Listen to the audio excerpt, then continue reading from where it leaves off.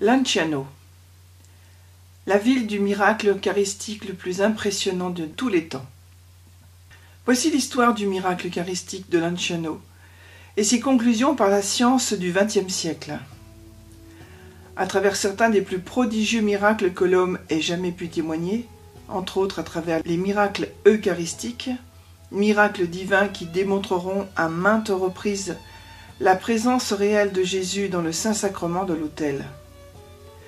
Le plus connu de ces miracles est sans le moindre doute celui de Lanciano, petite ville, pour ne pas dire village médiéval, en Italie, à quelques kilomètres de la mer.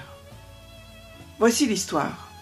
Un moine de la communauté des Basiliens, sage sur les choses du monde, mais moins sur les choses de la foi, passait par un moment difficile dans sa perception de la réelle présence de notre Seigneur Jésus-Christ dans l'Eucharistie. Il priait constamment pour le soulagement de ses doutes. Celui-ci effectivement doutait et se trouvait consumé d'effroi de perdre un jour sa vocation. Son martyre était très pénible et il souffrait quotidiennement de la routine de son sacerdoce. Finalement, un matin, pendant la célébration de la messe, sujet à une grande attaque de doute, il commença la consécration devant les habitants d'un village voisin. Soudain, après la consécration du pain et du vin, ce qu'il vit sur l'autel le fit trembler des mains. Il resta interdit, le dos tourné aux fidèles, pendant un moment qui sembla aux paroissiens une éternité. Puis, doucement, il se tourna vers eux et leur dit « Ô témoins heureux, à qui le Dieu béni, pour contredire mon incrédulité, a voulu se révéler lui-même dans ce béni sacrement et se rendre visible à nos yeux. Venez voir notre Dieu, si près de nous. Voici la chair et le sang de notre Christ bien-aimé. » En effet, l'hostie s'était transformée en chair et le vin en sang. Les fidèles ayant témoigné du miracle commencèrent à pleurer en demandant pardon et en suppliant miséricorde. Certains se frappèrent la poitrine en confessant leurs péchés et en se déclarant indignes de témoigner de ce miracle.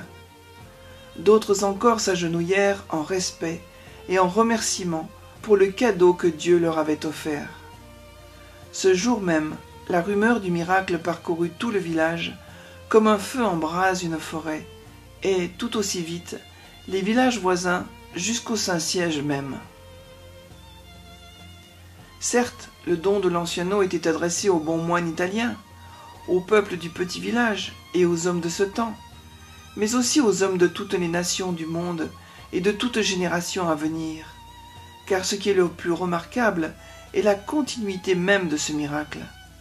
Ce miracle demeure visible pour tous, pendant une période de 13 siècles, sans toutefois le moindre usage d'un quelconque produit de conservation ou de substance chimique permettant à la chair et au sang de rester frais. Car oui, la Sainte Hostie transformée en chair et le vin transformé en sang sont demeurés pendant plus de 12 siècles parfaitement intacts. En 1970 et plus tard en 1981, une investigation scientifique fut encouragée par l'Église catholique. L'illustre professeur Odoardo Linoli, professeur d'anatomie, d'histologie pathologique, de chimie et de microscopie clinique, commença une longue série d'analyses et de tests afin de déterminer l'exacte nature du dit miracle.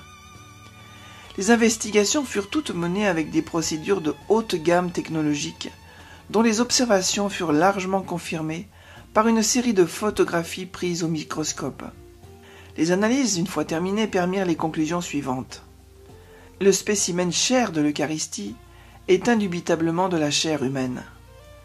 Le spécimen sang de l'Eucharistie est indubitablement du sang humain. Le spécimen chair de l'Eucharistie est composé de tissus musculaires d'un cœur humain complet dans sa structure essentielle. La chair et le sang de l'Eucharistie ont le même type sanguin AB, et c'est le même type sanguin que nous retrouvons sur le Saint-Suaire de Turin.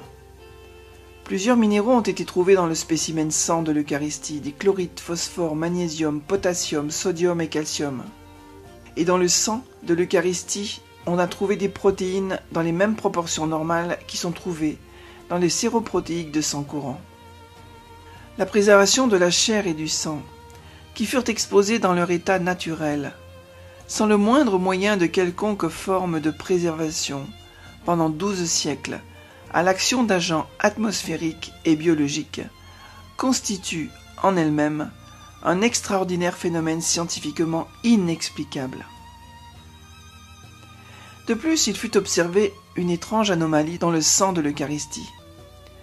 Une fois liquéfié, le sang eucharistique de Lanciano garde toutes ses propriétés chimiques et physiques sans toutefois se détériorer sous une forme quelconque. En effet, normalement, 15 minutes après l'extraction d'un sang humain ordinaire, toutes les activités biologiques périssent irrémédiablement. Cependant, le spécimen de Lanciano, en tout moment, conserve toutes ses propriétés biochimiques intactes. La science, malgré son incapacité à expliquer ce phénomène, a donné une réponse on ne peut plus réfléchie sur l'authenticité du miracle eucharistique de Lanciano. Celle-ci avoue, peut-être avec amertume, que tous les résultats d'analyse constituent une violation absolue des lois de la physique. Un autre fait inexpliqué s'est également produit le 17 février 1574 devant l'archevêque Rodriguez et une nombreuse assemblée. Les caillots de sang sont de grosseurs différentes, mais pesés individuellement, leur poids est identique à la somme des 5 caillots réunis. Le Seigneur voulait-il ainsi nous montrer ce que l'Église enseigne? Le Christ est totalement présent dans chacune des plus petites parcelles de l'hostie consacrée et dans la plus petite goutte du vin consacré. Prière de Lanciano. Ô Jésus, pain vivant descendu du ciel, qu'immense est votre bonté. Pour soutenir notre foi dans votre présence réelle dans l'Eucharistie, vous avez daigné, avec un miracle inouï, changer tout à coup les espèces consacrées du pain, du vin, en chair et en sang. Elles se conservent dans le sanctuaire eucharistique de Lanciano. Augmentez toujours plus notre foi en vous, Seigneur présent dans le sacrement. Faites que, brûlant d'amour pour vous, nous venions chercher le réconfort dans les dangers, dans les nécessités et dans les angoisses, uniquement à vos pieds, ô divins prisonniers de nos tabernacles, ô source inépuisable de toute grâce. Augmentez en nous la faim et la soif de votre aliment eucharistique, afin que selon votre parole, goûtant à ce pain céleste, nous puissions jouir de la vraie vie, maintenant et toujours. Amen.